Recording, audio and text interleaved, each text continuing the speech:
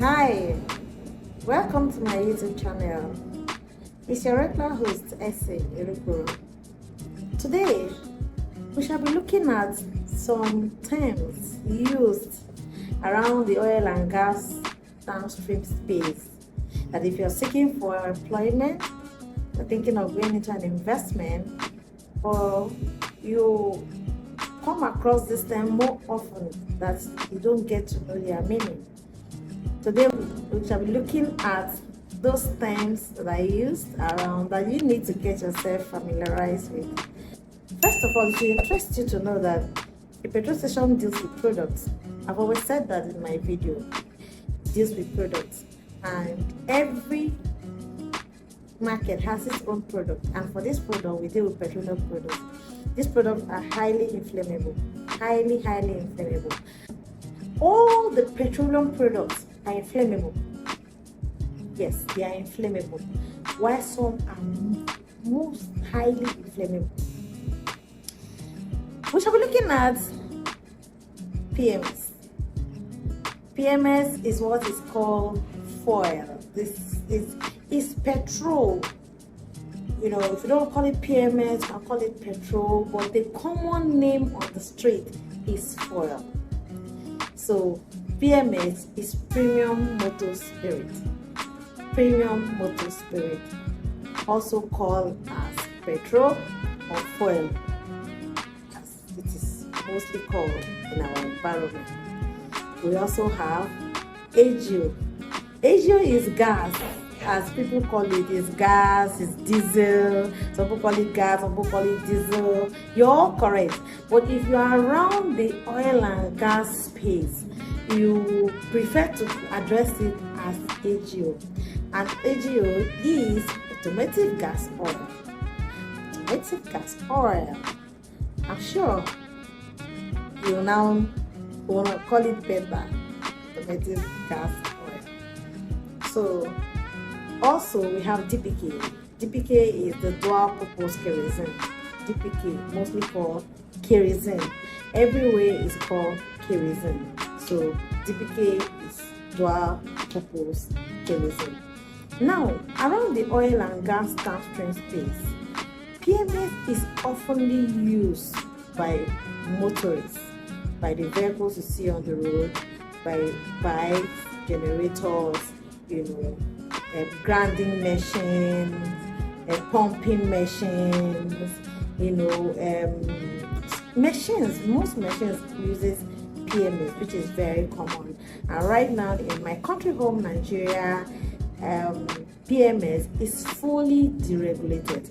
Prior to this administration, two products were deregulated, were fully deregulated, which is DPK and AGO. DPK and AGO were fully deregulated, while PMS was highly subsidized by the federal government. But right now, as we speak, PMS has also joined the list of products that are fully deregulated. The other one we're going to talk about is LPG. LPG is also around the retail space. Most petrol stations and gas stations you see around there, you often see a small skid by the side where LPG is being dispensed. It's also highly inflammable, and because of the risks involved, it's not so side by side. You don't see an LPG skid very close to a PMS pump. It's just a distance away, but it's also sold at the retail end, and that is called liquefied petroleum gas. Liquefied petroleum gas. So it's also a petroleum gas, but it's liquefied. So it's called liquefied petroleum gas. So what you refer to as gas, I want to buy gas, what you refer to as LPG, the full meaning is liquefied petroleum gas. Now, I would like to talk about the major regulators in the downstream sector. Major regulators in the downstream sector.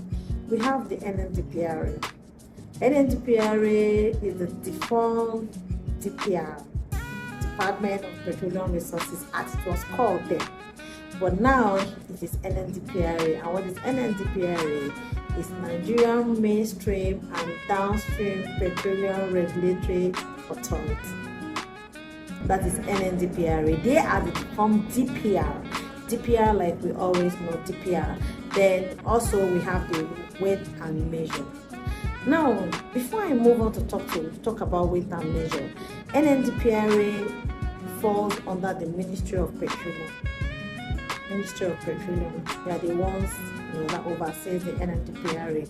While weight and measure, their main activities, they are there to ensure that you are in compliance in terms of your pump tolerance, which is also called pump measurement or whatever you call it, but we say pump tolerance, that you are in conformity with the required pump tolerance at, according to their guidelines.